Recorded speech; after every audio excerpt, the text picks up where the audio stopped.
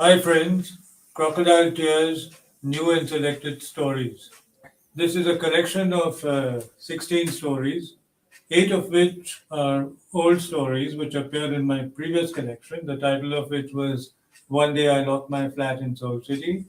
And the other 8 are new stories. They appeared in magazines and newspapers and journals, but not in book form.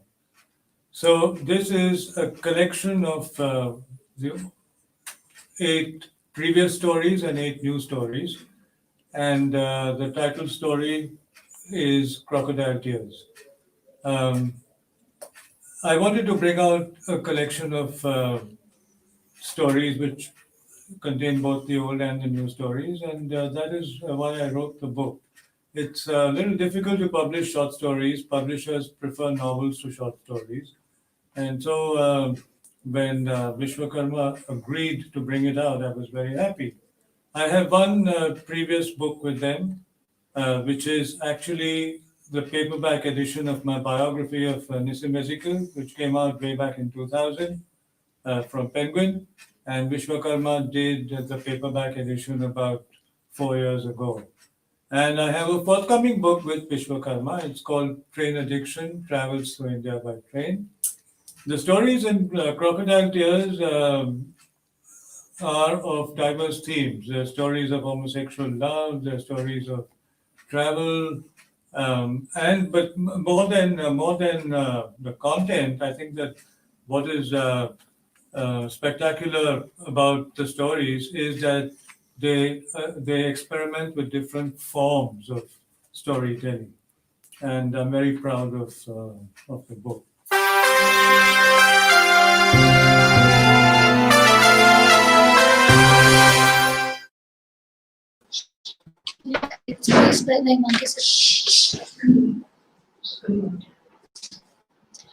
Good evening. Good evening and welcome back to Studio One. In our next session, Pen for a Change, our esteemed panel comprises of our first speaker, Abdul Qadir. Abdul Qadir writes about people and their flaws, living in the gray area between right and wrong. These are sometimes ordinary people caught in extraordinary circumstances where morality cannot be defined in black and white.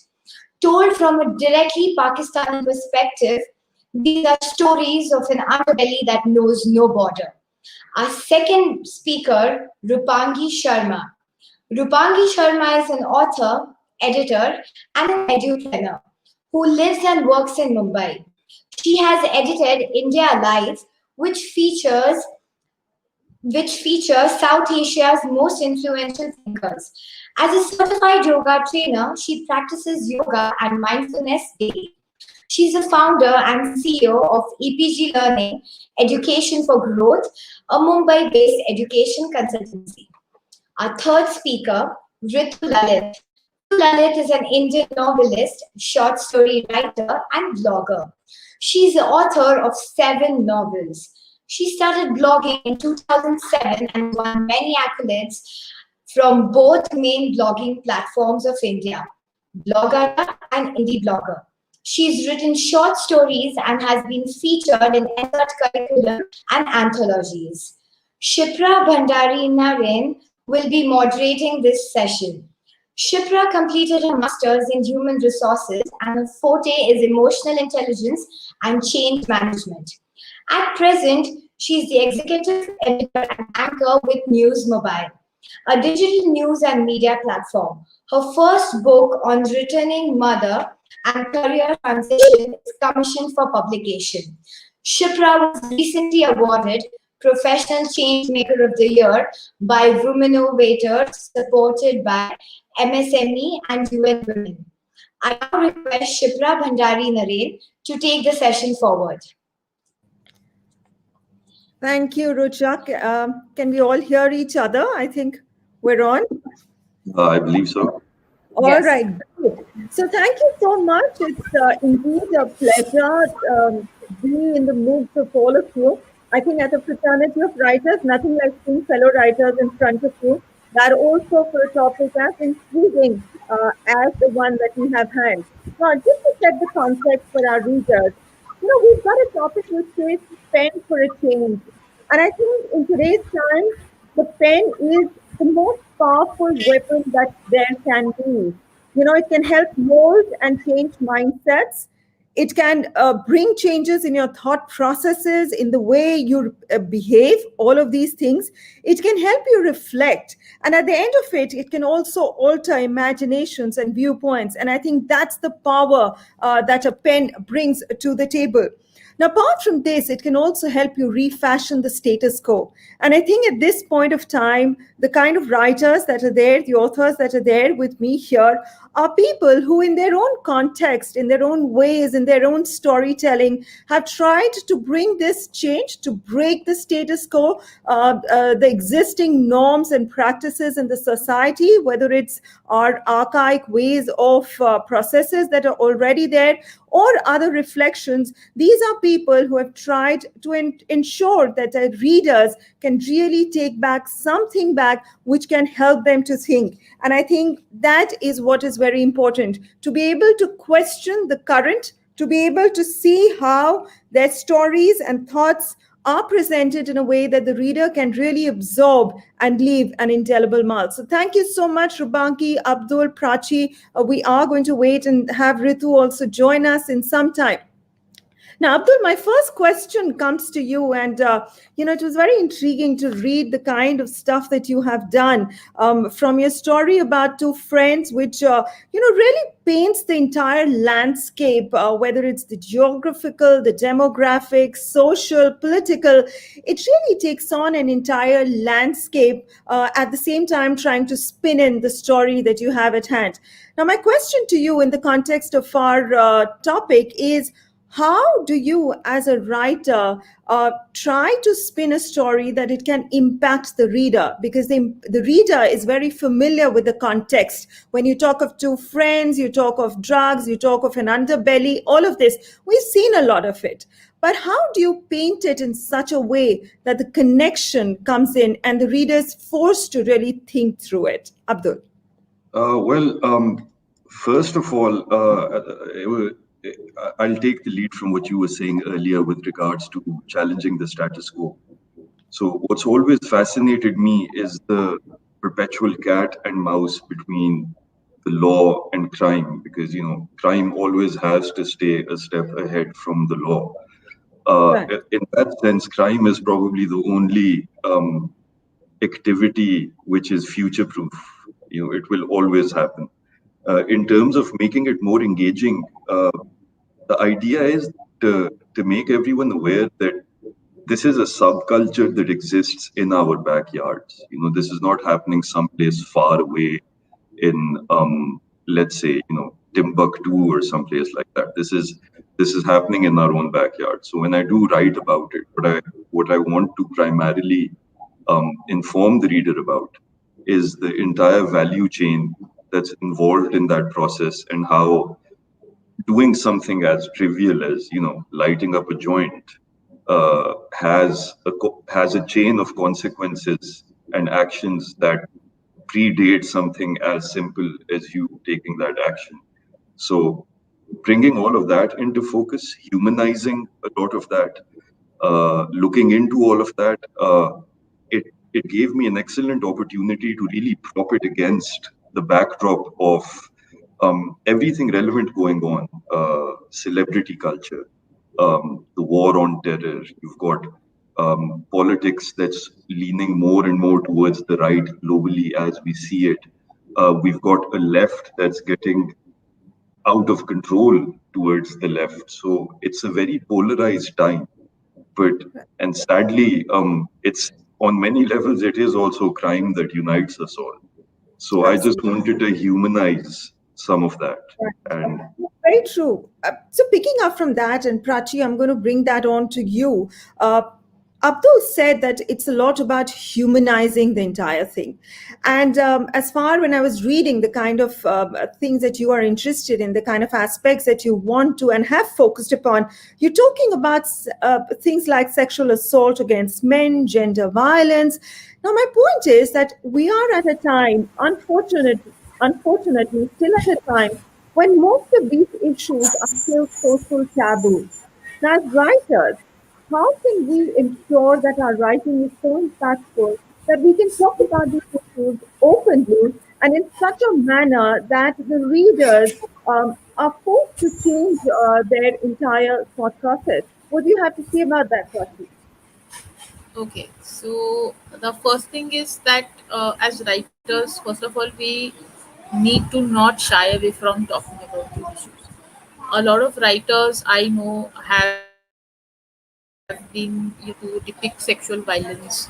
They've been hesitant to talk about men getting sexually assaulted, and there is a certain thought process like toxic masculinity says that men should tamp down their feelings, or they should not talk about sexual violence against them, or their male friends will pat their backs, they'll say that, oh, they'll take it to be a consensual experience, which it is not actually. A man feels violated too when he's touched, or when he's penetrated without his consent. So first of all, we writers need to overcome our cultural inhibitions, and we need to talk about this. We need to write about it. We need to be graphic, because my book is graphic, and a lot of people told me that why do you write such graphic stuff? But I said that it's important. I need to depict the actual horror of what happens when someone is violated without. Someone is just someone is violated. Someone is touched or without their consent. The second thing is sexual violence. There is a problem that even well-meaning people, we think that sexual violence happens only one way, or there's only one angle to it. Or victims are like this, perpetrators are like this, but actually that's not how it works. There's a lot of nuance. There's a lot of there is a lot of pros and cons. There's a lot of angles to this that we do not understand. We are not able to frame it. For example, we say that if a woman screams when she's being assaulted, then only it is assault. If she does not, then we doubt her theory, we doubt her version, we think that it may have been consensual. But actually, that's not true. Sometimes the woman does not scream because she does not want to be killed, because the perpetrator will kill her if she shouts or if she screams in any way. She's actually trying to survive. That's the second thing. Right. And the third part is that apart from this nuance, we need to also look at, if we want to understand gender violence, we want to understand sexual violence, we need to read a lot of criminology. We need to read how crime differs from culture to culture. We need to factor in the gender aspect, that while Exactly. uh, it is both are assault, whether it's a man or a woman, it's whether it's a trans person, it's still not the same. So how does the incident itself, how does the crime itself differ gender wise? We need to take a look into the mindsets of the killers. Right. Why someone commits a crime? Absolutely. Point. And before I go on, hi Ritu and welcome to the panel. Hi, Hi, I'm and sorry I was a bit late. not a problem. We just started. So I will come back to you, Ritu, but I'm just trying to make that connection and move to Rupangi. Now, Rupangi, Prachi is talking about the, gender assaults and the gender issues that are there and everything that we heard her talking. Now, your book was very interesting. And I'll be honest, when I read the blurb at the back, it just left me intrigued by two words, where you're talking about a conversation between an unborn child and a mother, is what I gauged out of it. But you also talk about magical realism. Now, that I thought was an interesting coinage, because at the end of it, as writers, we are trying to create magic with our writing. But at the same time, to be able to bring a change with the kind of writing that we do, we're also trying to intrigue it, to weave it back with reality. In a topic like this, where we're talking of a country like India, where these issues still exist, very much there, they do exist. How did you try and put it all together to bring it and make it so realistic? Rupangi. Thanks so much, Shipra. I think for me, it was about what's the most effective way to communicate about this social issue in a way that the reader really connects with the ideas and empathizes with the characters, right? Like we were talking about humanizing our characters. I think that's also part of it, really, because we know all the statistics, right? There is research, there are news reports about gender bias sex selection, you read about it, but it's always, you look at it from the perspective of, oh, this is never going to happen to me, so it's happening to the others. The others are always, are the other people, or the others in this case are also, because gender bias sex selection, typically we think of people from rural areas, people who are poor, they're the ones who are doing this, so the others in that sense as well. So I think that we have a very sort of distant idea of gender bias sex selection, although we've read about it. So I think for me, it was all about, the challenge was about how do you weave a story around the truth in a way that it's really compelling as well. And I read a lot of case studies, right? I mean, I was personally shocked by everything that I was reading, and a lot of that comes out in the story as well. So, for example, I read about a woman who was in her late 30s or 40s. This is a case study where, they're from an upper middle class, educated family. The husband is a CA. But the truth of her reality is that she has aborted multiple girl children at the cost of her health. And so I just thought about, these things really as case studies. When you read them, they're shocking. But as a story, how do you pull all of these truths in, the reality into your story so that it's compelling, right? And so you see, so for example, with this case study, I have weaved it in. The mother is a character who's, a reflection of this case study as well. And it portrays some of this. And so, so you want to, hook your readers in a way that they empathize with the characters and they're automatically angry. You want them to be angry. You want them to be looking at all of these atrocities that are happening in social, in society, in families, and you want them to really feel what the characters are going through. But because at the end of the day, the characters are real. I mean, these are people who are probably in our families, people we don't know, people who are friends as well, people who are not telling us the entire truth of what's going on. And so, and the main thing here, when you're talking about magical realism and how it's so important for us to tell the story in a way that's engaging, and we do use plot devices and things like that, it's really important to not be preachy, especially with these kinds of social issues. I think you really, one of the struggles is to really figure a way out to make sure you're not being preachy at the same time, you're being sensitive and you're not sensationalizing the issue. I think that's another issue that we have as writers, right, with these kinds of narrative. Very true. I think that's very important because you're right. There's a very thin line between bringing out the issue, talking about it in such a manner that it can have an impact, and sensationalizing it, because then the real solutions may not come out. And Ritu, I'm going to come to you. There are enormous books you've written, a large number of books. And it's very interesting to see the different avenues that you've picked up, So very quickly talking about friendship to talking about a fantasy thriller. What really struck me was 2 books of yours, specifically in the context of the topic that we have in hand. One is about a young divorcee bringing up children, which was wrong for the right reasons. And the other one is the book which talks about estrangement of parents from adult children. Now, my question, Ritu, to you is, these are 2 very, very delicate topics that happen every day. As Rupangi was saying, we see it. Things are there in front of us. As writers, I guess we go a step forward and we look into it because we are writing. We are thinking slightly more about things that are rampant and happening in front of us. How did you handle a situation or a topic like, parents getting estranged from children? And in what way did you bring about the message so that it could impact the readers? Ritu. The thing is that it started with it was a very personal journey. My firstborn and I are estranged for a variety of personal reasons. Okay. And I dealt with it for the first month pretty poorly. I gave up my job and I sat at home and got depressed.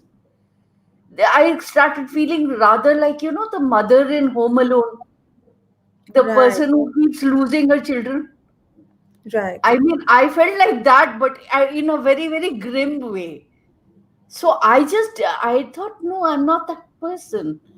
So once I did, what I did was I made a questionnaire, a simple questionnaire, that who are you estranged from, and because I started searching for my tribe, people who are like me, who are not in contact with their children. So I started looking for my tribe, and I shot out this email to everybody on my mailing list. I did that impulsively, and then I regretted it for about a week. But then I started getting replies. Then the questionnaire started getting shared. Oh, my cousin is going through this, my sibling is going through this. And this questionnaire started getting forwarded everywhere. Right. So I started meeting people in NCR, who are going through this kind of a thing. And I started going out to meet them, talk to them. The first 2, 3 times, so I was crying with them. Then I learned, I started carrying boxes of tissue with me, and meeting them for coffee and all that kind of thing. And and suddenly it became not a personal journey, but it became kind of universal. I started learning of certain things that in India, you don't talk to your daughter, or you talk to her maybe once on Diwali and once on New Year or a festival. It's Right. okay. But you want your son to check in every day, even if he's living in the US. Yeah. That is why I titled my book From Son to Stranger. Because you might be having a rift with your daughter, but it doesn't bother you. She is pariah. Right. It is your son that you are so clingy about. And Right. then, of course, there were siblings who were dealing with this rift between their sibling and the parents.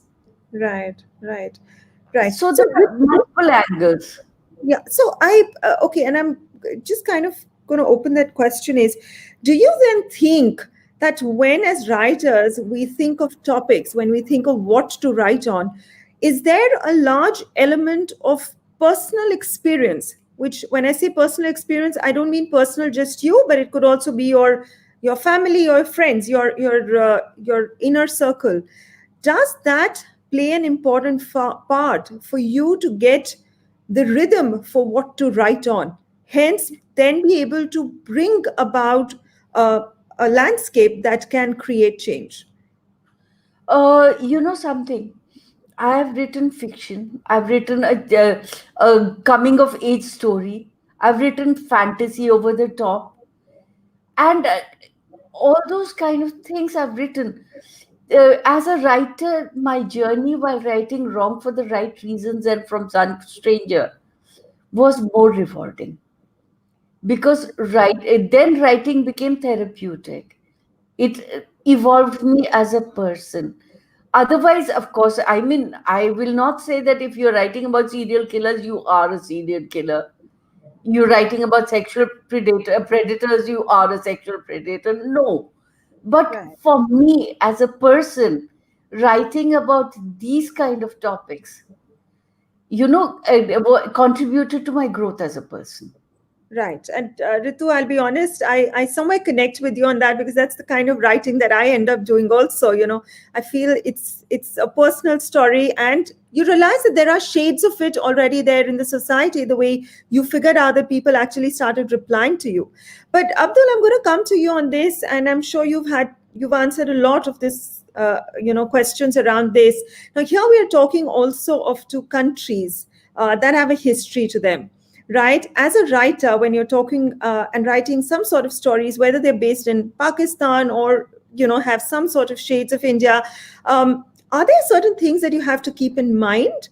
Because you are trying to write something which can entice the reader to think, because that's how your pen is going to bring a change. But at the same time, you also have to think about other issues, that it should not create another sort of problem. So you have to think about does that thing Absolutely. come to your mind, Abdul, or does that either stop you or motivate you to write?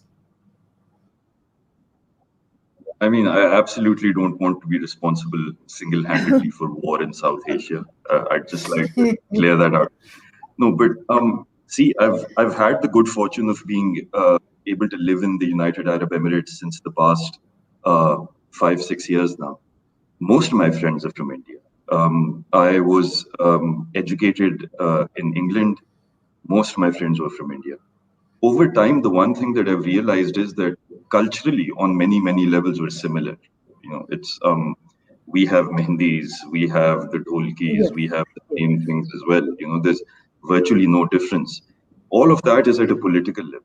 So what I do is, the stuff that I do generally tend to write about is stuff that when I do interact with my friends, they tell me, yeah, that's exactly what life is like in Bangalore, for instance, or that's exactly what it's like in uptown Mumbai, for instance, or downtown Mumbai and whatnot. And so my idea is that whenever I do also digest South Asian literature in general, it's just assimilation into culture is very simple. That relatability is incredibly quick. Because my country, it just consumes Bollywood, for instance. So we love Indian dramas, all of those things. So we love them because we're culturally very similar. The problems are very similar, like Ma'am Ritu mentioned. I'm an only son. I know exactly what you're talking about. So in that sense, I actually don't really keep any sensibilities in mind. I haven't really written something at a highly political level where I would have to perhaps keep those things in mind for fear of just generally upsetting some sensibilities and trying to appear insensitive.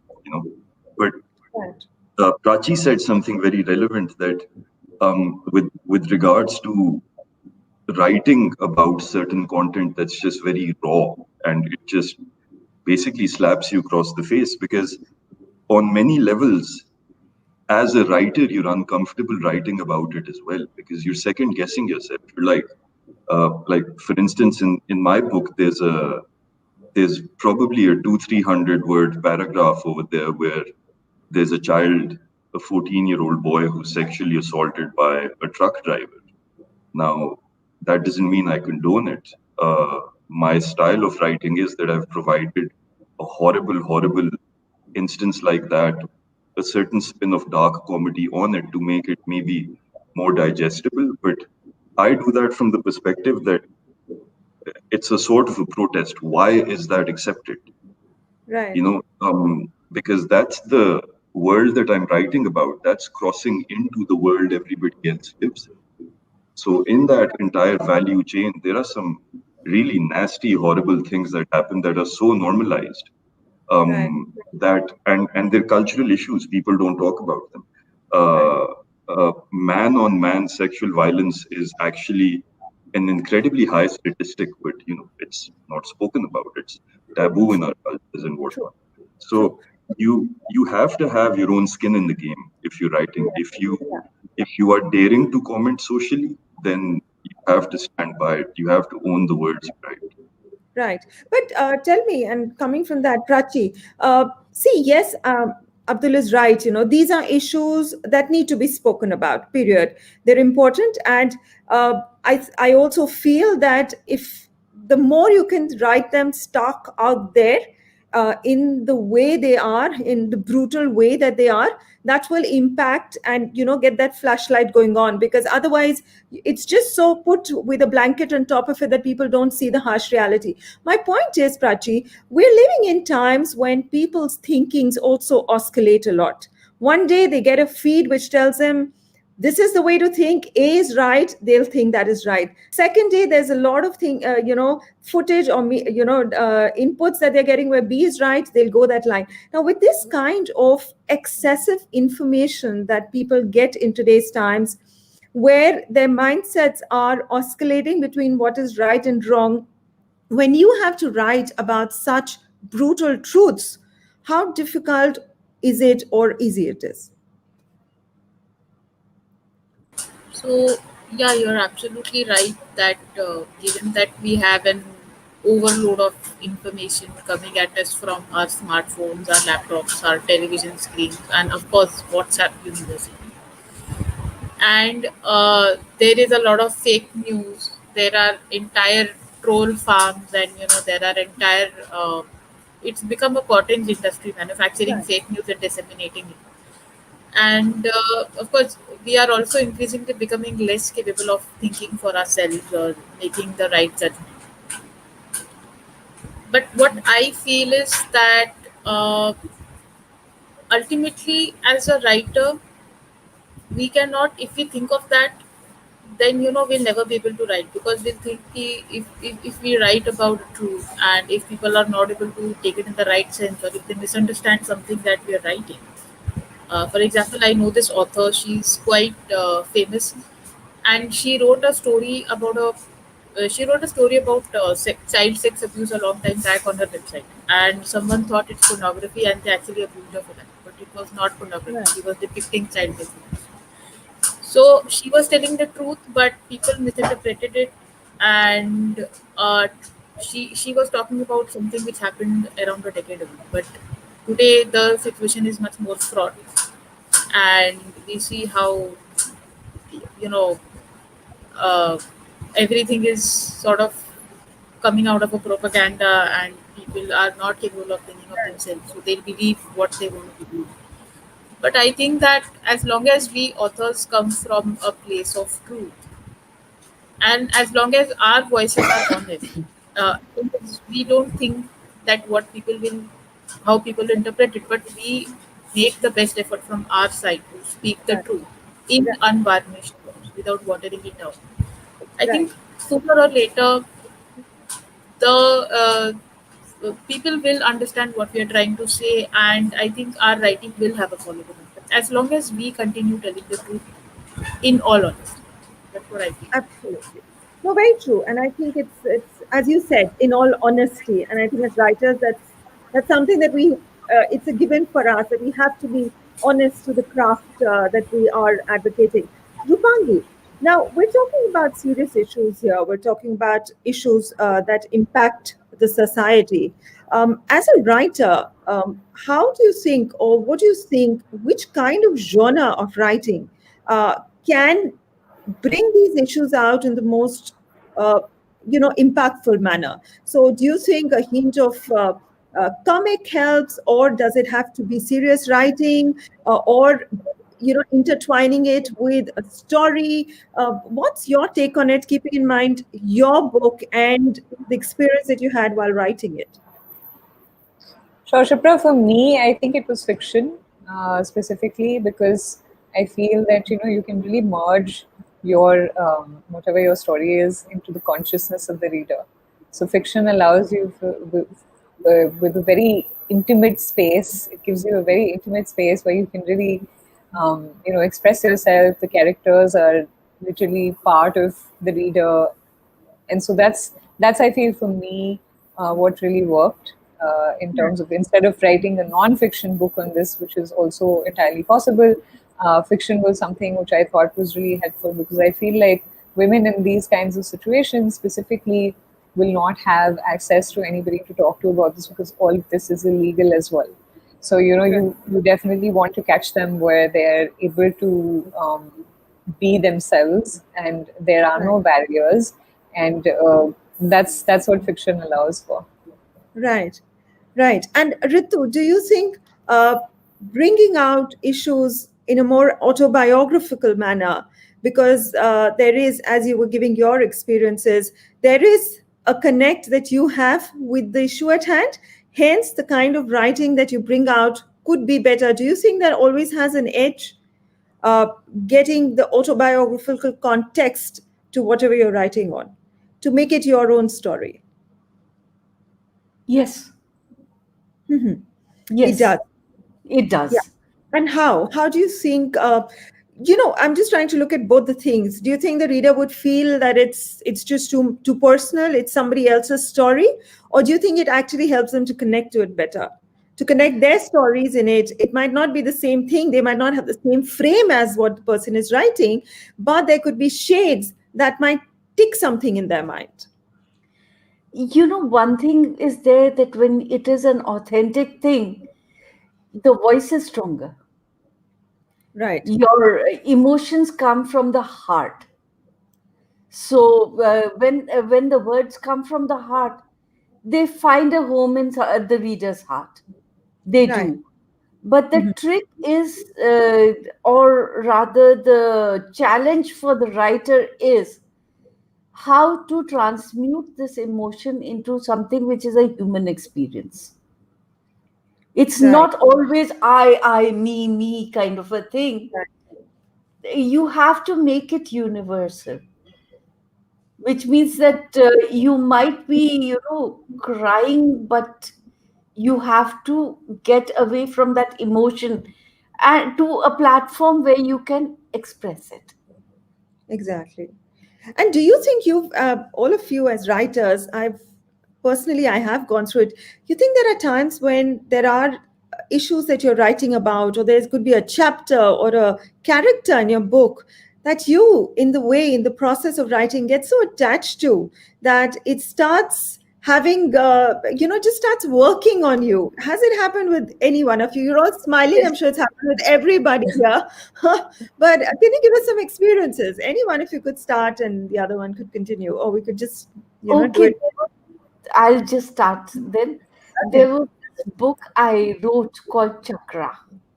Mhm. And in that, it's an over-the-top fantasy fiction. But the male lead, Joravar, after I finished the book, I missed him जैसे कि breakup हो गया हो. It was like that. Right.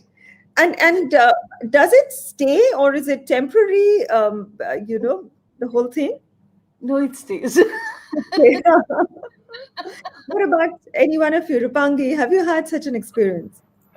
Yeah, I think Shipra, for me, the characters started talking in my head. And no, I wasn't crazy. I think that's what happens to all of us.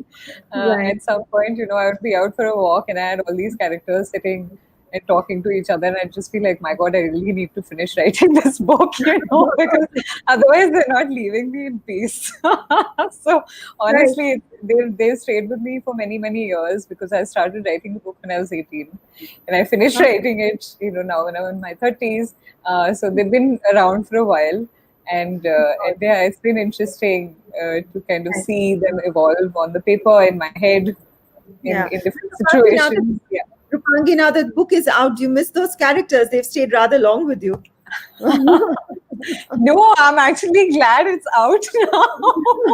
I'm telling you, I think I was about to go crazy with all of them sitting inside. but see how- No, I really needed to get them out. Yeah. Right. Because when I was writing my book, there'd be times when I would, the place I was writing, I wrote my entire book in a cafe, and I used to sit there and I used to just start crying because I was so immersed in the character that I was writing about. I used to have a stand-up comedian who was sharing the room with me, and I imagined two very different people, and he would just look at me and say, today is a difficult topic you're writing on. What happened to the character? Because every day there would be something new. And but I think that's the fun of being a writer. Abdul, what about you? How has your character, or how have your characters affected you or worked on you in your journey of writing them on paper? So when I was writing my book, I have a very close friend who was reviewing it and she's a very, very tough critic. And she reads everything under the sun, so her appetite is absolutely voracious. So she doesn't hold back when she has to give me criticism. So the ending for my book, obviously, I don't want to give it away, but it will polarize the people that read it. So she came up to me and she's like, "Can you write me another 300 words just to see what happens next?" I'm like, "What do you mean?" He's like, "No, I want you to write me 300 words that nobody will read, because I want this character to end this way. So obviously there's a massive sense of an attachment that you develop, and once you find your groove when you're writing, Right. it's almost like conducting music. Once you find that rhythm in a sentence, Right. you're just like, yeah, I need to tweak this up, I need to take this down, and you're like, yes, that's the True. spot. So Absolutely. it's a very personal experience, and I mean, I'm the first one to say it. Sometimes when you read a sentence that you've written, it's so good, and you know exactly what you felt when you wrote it.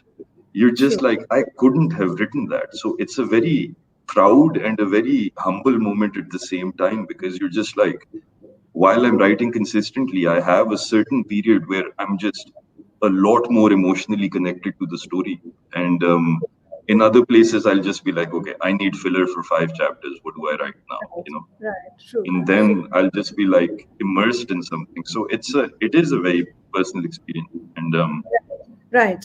But Prachi, tell me something. Now we're talking about all of this. We're talking about that connect that you develop with your characters, with your story, while you're writing, so much so that it starts working on you day in, day out.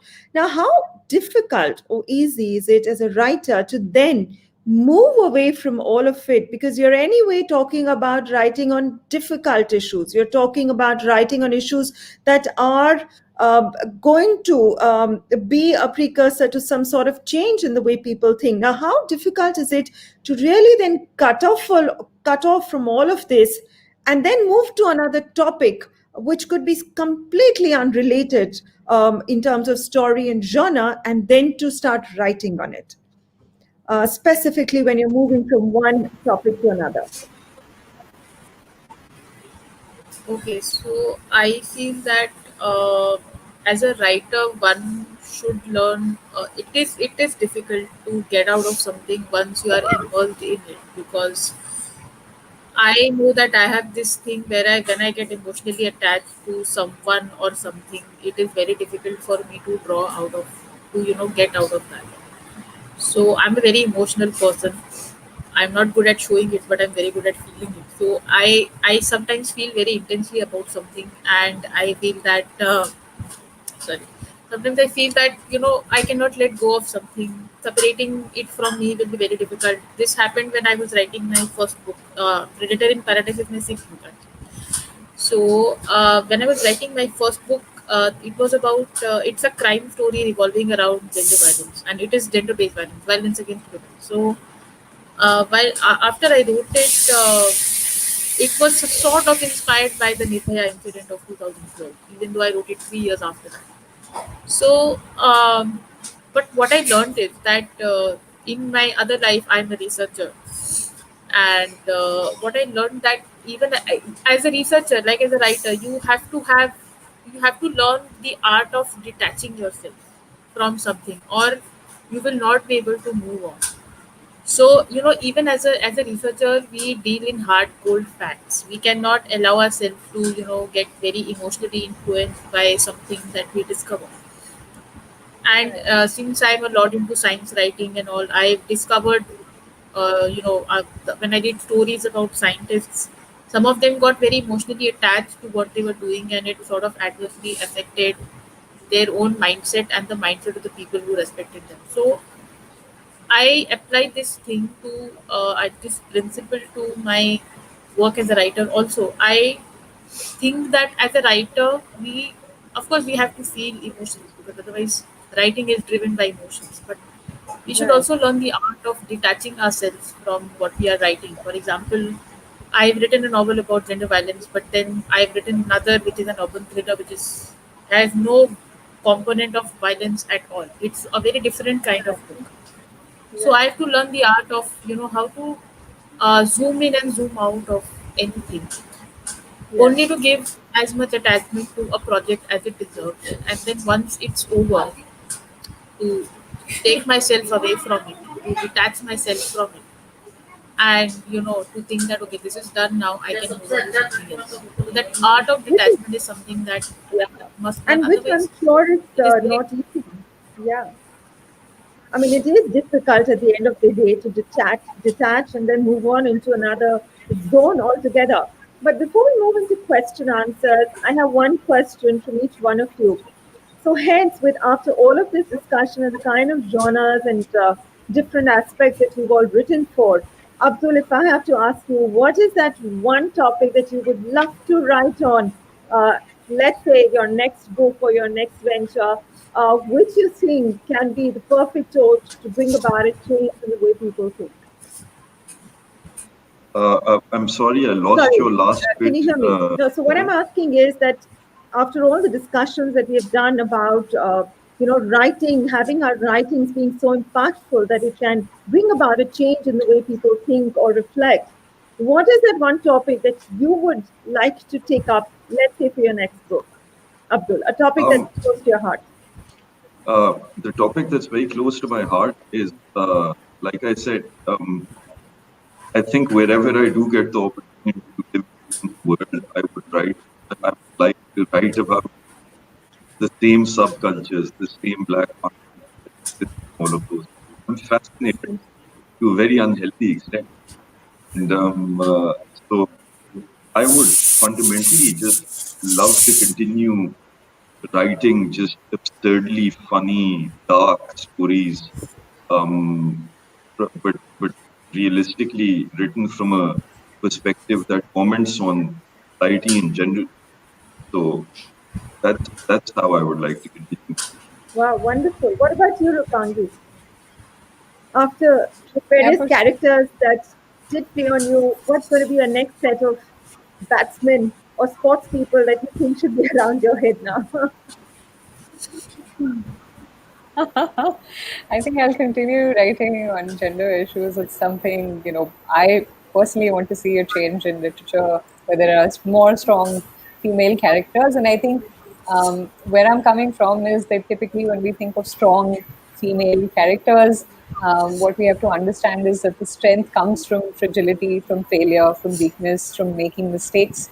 That's what the human experience is all about. And I think that's what I really would like to kind of focus on in my works as well, and to show dissenting voices, unheard perspectives in terms of womanhood or gender identity. Because I feel like if we're surveilling constantly, putting our female characters under surveillance, then that's what happens in reality as well, right? Because what we imagine is powerful, and change begins in our imagination.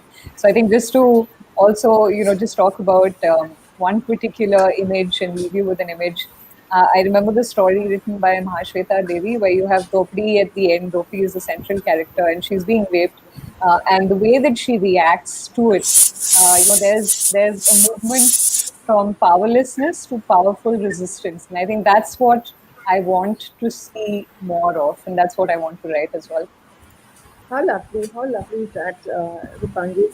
Ritu, what about you? You've written on, as you said, from very serious topics to thriller to everything. What is it that you would like to get into now? Actually, my next book is already done. It's with my agent, with Bookmakers, and it's about rural Punjab and the desperate desire for a son, which makes the woman cheat on her husband. Okay. So that's very interesting. And again, very quickly, it's a very delicate topic again, for people to really internalize it and take it on. As we said, these are social taboos still in the society.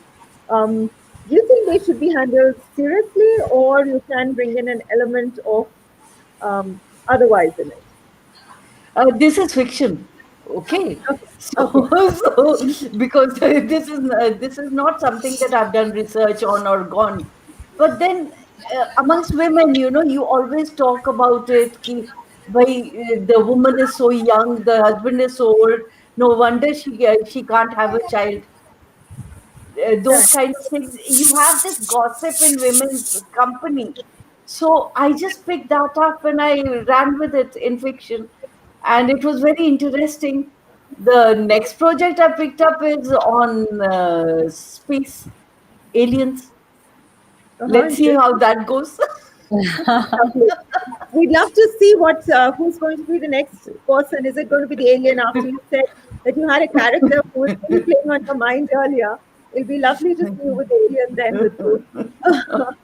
But thank you. That is very interesting. I'm going to just ask my backend if there is any questions, then we can just direct them to you because we've also been having audience questions that have been coming in for this particular thing, for this topic that we're talking about, Pen for Change. So I think we're going to put it on.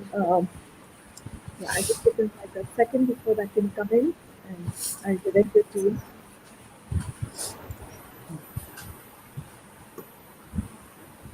In that time, I just wanted to say, Ritu, did you read that article about how aliens are real and Trump knows about them? Oh, yes. Oh, have you read the Did you also, WikiLeaks? Shubhra? Have you read the WikiLeaks? That is what started me on it. If Pentagon knows about aliens, so I went into the entire thing. That what are the races of aliens? What are the planets they come from, and where are those planets? Where is Pleiades and where is this and where is that? So very intriguing topic. And now if Trump says so, all the more. Yeah, exactly. What does he know?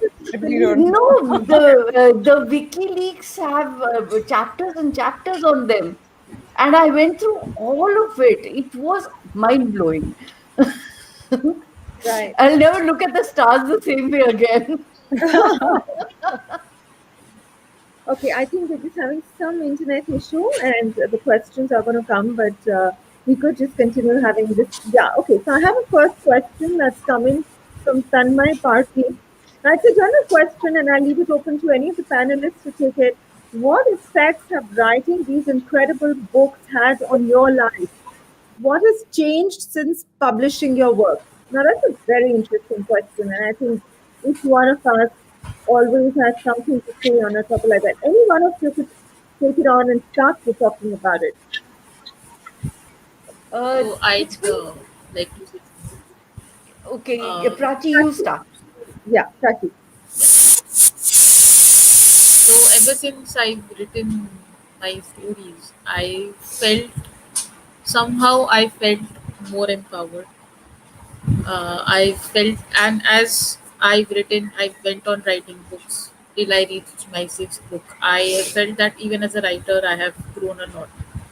There were things that I did not understand completely when I started writing, but today I see it in a very different way because I started writing 5 years ago. And today I'm a very different person. Today I'm a much more evolved person than I used to be. When I started writing, I was, sort of not doing very well. But today I feel like writing has helped me deal with my mental problems. It has made me stronger and it has made me more confident about myself and about my future and about my work in general. So that has been my experience. That is how writing has been. What about you, Ritu? I've been writing books, and before that, I've been writing short stories for textbooks, children's textbooks, NCERT books. And I've been writing for a very long time. And I feel that it has been cathartic and Right. it has evolved me as a person. Mostly it has made me empathetic. If somebody is misbehaving, I always, as my writer's mind goes for the backstory. Why is he or she behaving like this? What's her story? What's his story? Right. Right. It's given me empathy. Right. Very true. Rupangi, you want to add something? Or Abdul? Abdul, why don't you go first? Well, okay. Since I guess I reached for the unmute button first. Well, first and foremost, posterity. The written word is going to outlive all of us. So there's a very, very, very, I guess, romanticized sense of attachment to that idea. That after I'm dead and gone, what I've written is still going to be there, still making an impact. Hopefully. One of the things that happened after I got published was because it was I got published during COVID, peak COVID, April 2020. So everything's just happening suddenly. Nobody knows what's going on. All of that. The strangest and most heartwarming thing that happened to me was somebody. I'm not particularly on any social media, or Instagram. I'm generally introverted. This lady reached out to me who was from interior Punjab, and she was doing the MPhil in English literature and wanted to write the thesis on my book. Now, I was actually deeply honored by it, and just to realize that places that I've never been to have at least one person in there where there's somebody reading that and it's making an impact on it. It's very wholesome in that regard. Provides you with the confidence, and it lets you carry on with a positive protest. Right. I do not agree with it, and I am glad you shared my.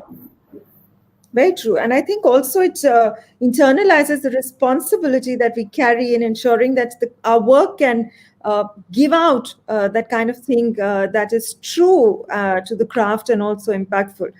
Thank you, Abdul. Rupangi, you want to add in, and you have one more question after that. Yes, just really quickly, whenever I talk about the story and the premise of the book, I find people open up to me. And I think that's been really interesting for me to see, and also something that I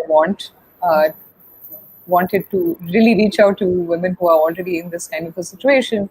So that's what's important for me. And also, of course, it's really joyous to be able to live in your own imagination and be at your desk and travel so many places. How true. Absolutely. Can we have the second question, please? Okay, so it comes from Tanmay Parthi. It's often observed that once a writer finds a story that they know works with their audience, it gets really tempting for one to keep going back to it to get that recognition and praise back. How do you think one can tackle that? Okay, so I think they're talking about going and revisiting the same topic because you've realized that topic or that genre has worked well with your audiences. I'll start. Yes, Ritu. I get so bored by the genre that I normally do not change the genre. Mm-hmm. I cannot revisit the genre. It's very simple. I need a new, fresher challenge. The only thing steady about all my works is that it is from a woman's point of view, and the woman is very, very strong. That's the only thing common in all of my stories. Otherwise, it's non-fiction, it's fantasy, it's children, it's everything. But I change the genre. Right. Very true. Any last word from anybody before I conclude on this? Okay, cool. Prati, you want to say something? Before we conclude, I think we only have 15 seconds. So just wanted to say thanks. This was a fab session, and it was really nice meeting everybody and listening to their opinions. I really enjoyed having a session. Yes, this was very Likewise. rewarding. Yes, likewise. Totally agree with you, Prati. And yes, thank you so much. I think the beauty about this discussion was the fact that we had such varied, people in terms of the varied forms of writing that each one of you have done. Yet at the same time, there was this common connect of writing meaningful work, of trying to ensure that you can get across to your reader the impact of your story, the impact of the issue at hand. And I think that's a beautiful thing that that writers and authors have to carry. It's also a lot of responsibility and accountability that we hold with each of our writing, because at the end of it, there is somebody who we don't even know who's going to be reading our work. And as Abdul had mentioned, the fact that somebody reached out to him because they thought his work was pertinent enough and important enough to be able to write on, I think that is a path that each one of us as writers need to take, and also a responsibility that going forward, every time we sit down to write on an issue, a story, whether it's fiction or non-fiction, it is something that can bring about a change in the society. So thank you so much. And I'm sure that each one of you will continue bringing the best of literature to the forefront for everybody. It was a pleasure to be a moderator for this session. I totally enjoyed listening to your viewpoints and your thought process. Thank you so much. Thank you so much. Thank You've you been so a much, great Shipra. moderator. Thank you. Absolutely, just wanted to say that as Absolutely. well. Thank you. Thank you so much. Rusha, would you like to?